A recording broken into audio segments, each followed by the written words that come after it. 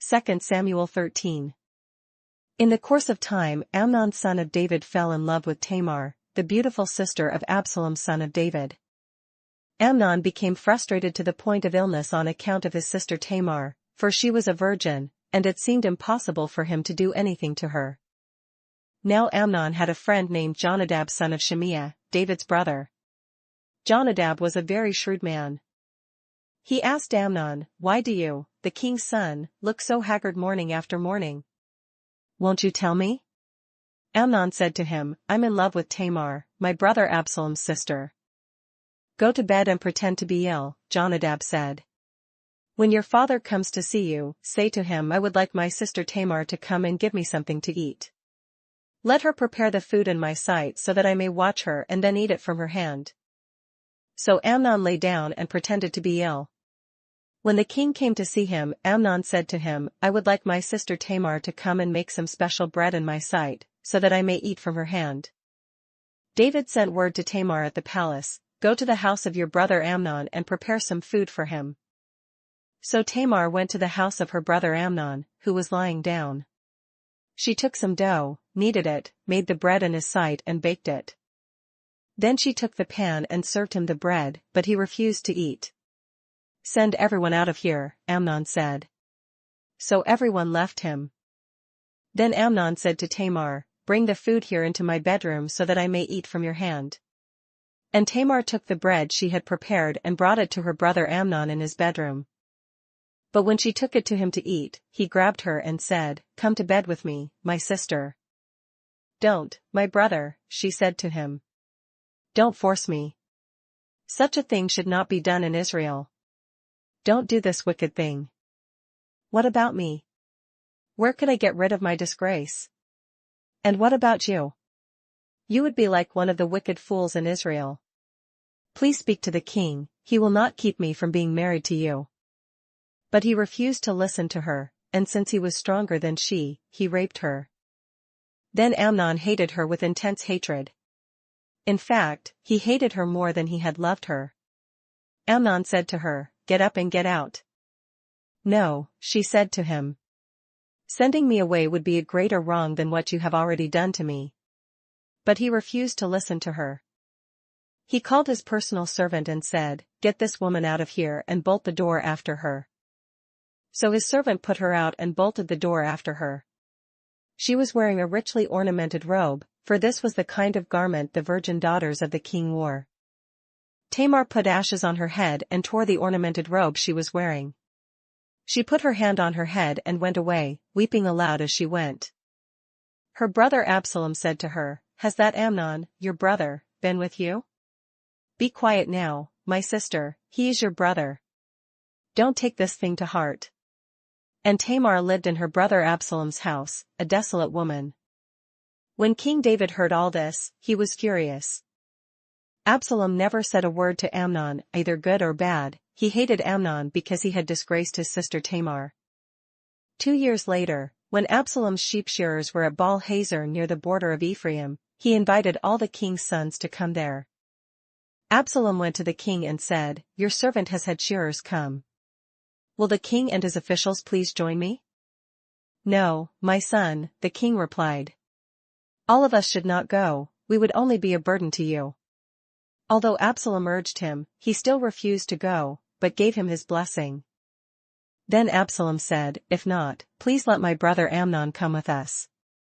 The king asked him, "Why should he go with you?" But Absalom urged him, so he sent with him Amnon and the rest of the king's sons. Absalom ordered his men, "Listen.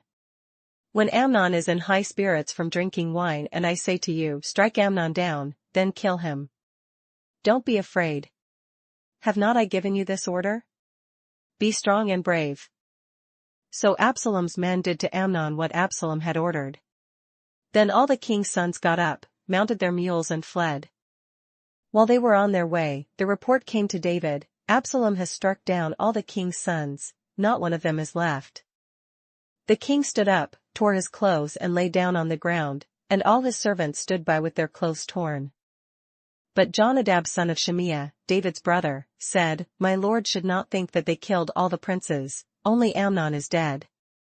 This has been Absalom's expressed intention ever since the day that Amnon raped his sister Tamar. My lord the king should not be concerned about the report that all the king's sons are dead. Only Amnon is dead. Meanwhile, Absalom had fled. Now the man standing watch looked up and saw many people on the road west of him, coming down the side of the hill. The watchman went and told the king, I see men in the direction of Horonaim, on the side of the hill. Jonadab said to the king, See, the king's sons are here, it has happened just as your servant said. As he finished speaking, the king's sons came in, wailing loudly. The king, too, and all his servants wept very bitterly. Absalom fled and went to Talmai son of Ammihud, the king of Geshur. But King David mourned for his son every day. After Absalom fled and went to Geshur, he stayed there for 3 years. And the spirit of the king longed to go to Absalom, for he was consoled concerning Amnon's death. 2 Samuel 14. Joab son of Zeruiah knew that the king's heart longed for Absalom. So Joab sent someone to Tekoa and had a wise woman brought from there. He said to her, Pretend you are in mourning. Dress in mourning clothes, and don't use any cosmetic lotions. Act like a woman who has spent many days grieving for the dead. Then go to the king and speak these words to him. And Joab put the words in her mouth. When the woman from Tekoa went to the king, she fell with her face to the ground to pay him honor, and she said, Help me, O king. The king asked her, What is troubling you? She said, I am indeed a widow, my husband is dead. I your servant had 2 sons. They got into a fight with each other in the field, and no one was there to separate them. One struck the other and killed him. Now the whole clan has risen up against your servant, they say, Hand over the one who struck his brother down, so that we may put him to death for the life of his brother whom he killed, then we will get rid of the heir as well.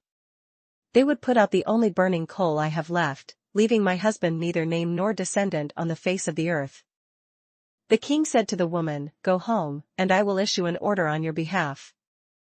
But the woman from Tekoa said to him, My lord the king, let the blame rest on me and on my father's family, and let the king and his throne be without guilt. The king replied, If anyone says anything to you, bring him to me, and he will not bother you again. She said, Then let the king invoke the Lord his God to prevent the avenger of blood from adding to the destruction, so that my son shall not be destroyed. As surely as the Lord lives, he said, not one hair of your son's head will fall to the ground. Then the woman said, Let your servant speak a word to my lord the king. Speak, he replied. The woman said, Why then have you devised a thing like this against the people of God? When the king says this, does he not convict himself, for the king has not brought back his banished son? Like water spilled on the ground, which cannot be recovered, so we must die. But God does not take away life, instead, he devises ways so that a banished person may not remain estranged from him. And now I have come to say this to my lord the king because the people have made me afraid. Your servant thought, I will speak to the king, perhaps he will do what his servant asks. Perhaps the king will agree to deliver his servant from the hand of the man who is trying to cut off both me and my son from the inheritance God gave us. And now your servant says, May the word of my lord the king bring me rest, for my lord the king is like an angel of God in discerning good and evil. May the Lord your God be with you. Then the king said to the woman, Do not keep from me the answer to what I am going to ask you. Let my lord the king speak, the woman said. The king asked, Isn't the hand of Joab with you in all this? The woman answered, As surely as you live, my lord the king, no one can turn to the right or to the left from anything my lord the king says. Yes, it was your servant Joab who instructed me to do this, and who put all these words into the mouth of your servant. Your servant Joab did this to change the present situation. My lord has wisdom like that of an angel of God, he knows everything that happens in the land. The king said to Joab, Very well, I will do it. Go, bring back the young man Absalom. Joab fell with his face to the ground to pay him honor, and he blessed the king. Joab said, Today your servant knows that he has found favor in your eyes, my lord the king, because the king has granted his servant's request. Then Joab went to Geshur and brought Absalom back to Jerusalem. But the king said, He must go to his own house, he must not see my face. So Absalom went to his own house and did not see the face of the king. In all Israel there was not a man so highly praised for his handsome appearance as Absalom. From the top of his head to the sole of his foot there was no blemish in him. Whenever he cut the hair of his head he used to cut his hair from time to time. When it became too heavy for him he would weigh it, and its weight was 200 shekels by the royal standard. 3 sons and a daughter were born to Absalom. The daughter's name was Tamar, and she became a beautiful woman. Absalom lived for 2 years in Jerusalem without seeing the king's face. Then Absalom sent for Joab in order to send him to the king, but Joab refused to come to him. So he sent a second time, but he refused to come. Then he said to his servants, "Look, Joab's field is next to mine, and he has barley there. Go and set it on fire." So Absalom's servants set the field on fire. Then Joab did go to Absalom's house, and he said to him, "Why have your servants set my field on fire?" Absalom said to Joab, "Look, I sent word to you and said, 'Come here so that I can send you to the king to ask, why have I come from Geshur? It would be better for me if I were still there. Now then, I want to see the king's face, and if I am guilty of anything, let him put me to death.'" So Joab went to the king and told him this. Then the king summoned Absalom, and he came in and bowed down with his face to the ground before the king. And the king kissed Absalom. Psalms 140. For the director of music. A psalm of David. Rescue me, O Lord, from evil men, protect me from men of violence, who devise evil plans in their hearts and stir up war every day. They make their tongues as sharp as a serpent's, the poison of vipers is on their lips. Selah. Keep me, O Lord, from the hands of the wicked, protect me from men of violence who plan to trip my feet. Proud men have hidden a snare for me, they have spread out the cords of their net and have set traps for me along my path. Selah. O Lord, I say to you, you are my God. Hear, O Lord, my cry for mercy. O sovereign Lord, my strong deliverer, who shields my head in the day of battle. Do not grant the wicked their desires, O Lord, do not let their plans succeed, or they will become proud. Selah. Let the heads of those who surround me be covered with the trouble their lips have caused. Let burning coals fall upon them, may they be thrown into the fire, into miry pits, never to rise. Let slanderers not be established in the land, may disaster hunt down men of violence. I know that the Lord secures justice for the poor and upholds the cause of the needy. Surely the righteous will praise your name and the upright will live before you. Revelation 14.